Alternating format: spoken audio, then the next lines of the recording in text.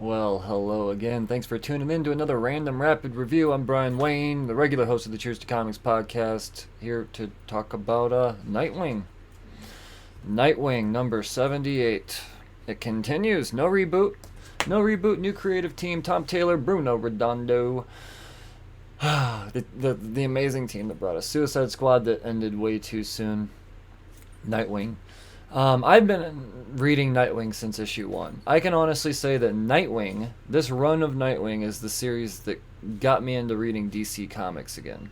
I've loved all of it. There's been ups and downs, but overall, yes, I've absolutely enjoyed Nightwing, even the Rick bullshit.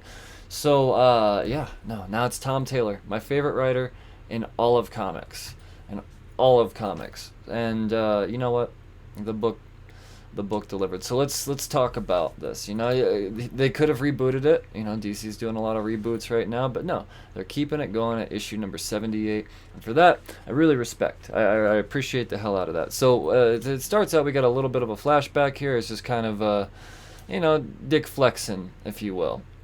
You know, he's standing up to a bully, and you know, from the very beginning, just showing he doesn't really take any shit. And more than anything, I think this isn't Dick flexing. I think this is Tom Taylor flexing, saying, "Hey, man, this isn't gonna be some spoon-fed bullshit." You know, not that that's what we're used to with Nightwing, but this is good stuff. So yeah, no, he beats up a bully, and you know, I have a feeling that's all gonna circle back around here.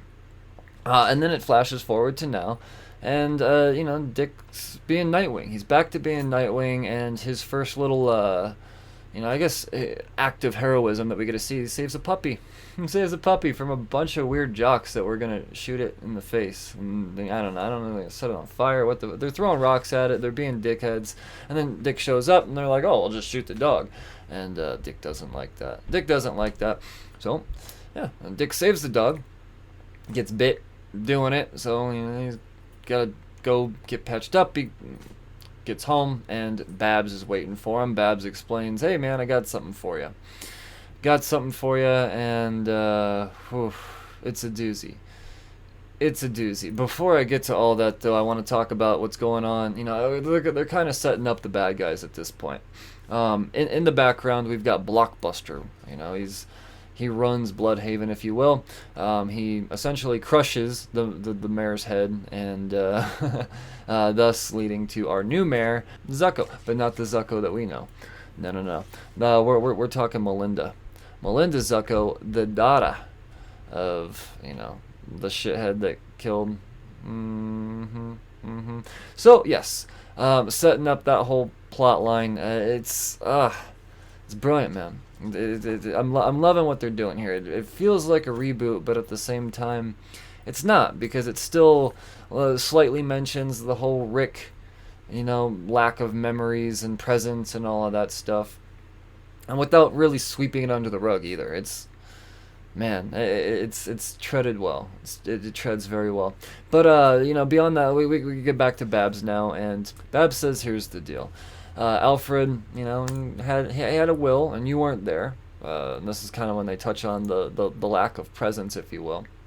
And she says, "You know, I got something for you." And you know, after just kind of complaining about vet bills and being broke and Bruce living off Bruce Wayne's fortune, which doesn't exist anymore, you know, you sense there's going to be some money problems. And then he opens up the laptop to read that he's now a gazillionaire again. He's back to being a gazillionaire. So that's happy news, right? But with that comes, Tom Taylor truly flexing. He flexes in the beginning, but at the end he just hulks out of his shirt when it comes to just sparking emotion. The most, I felt myself kind of welling up a little bit reading the goodbye note to Dick from Alfred, and it's beautiful, man. If there's no better writer when it comes to sparking emotion in comics than Tom Taylor. I'm just gonna go ahead and say it. He's the best at it. Now, as for the rest of this book, the rest of this series, I would expect nothing less of spectacular. I really do. I think this has so much potential. I want to see Tom Taylor take this to at least 100 issues. I do. I want to see 23 issues of Tom Taylor's Nightwing, Bruno Redondo's Nightwing, bare minimum. So once again, art, fantastic. I mean, you can just look at the art, open this book up off the shelf, look at the art, and know this is beautiful. This is what you want in a comic.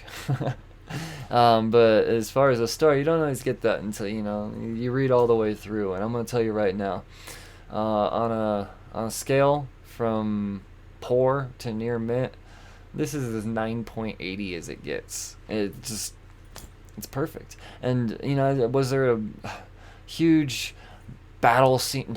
No, but there still had its touches of action too.